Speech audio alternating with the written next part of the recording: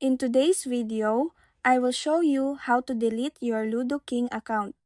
To begin, open the Ludo King app on your device and make sure you are logged into the account you wish to remove.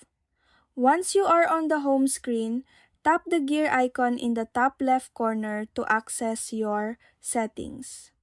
Scroll down to the bottom of the settings menu until you find the option labeled Request Account Deletion. Tap on it and then click Delete Account to initiate the process. You will be asked to confirm your decision. Simply click Delete Account once more to finalize your request. Please keep in mind that your account will not be removed instantly. There is a 30-day grace period before the deletion becomes permanent. After these 30 days, all of your information, game progress, and data will be permanently erased and cannot be retrieved.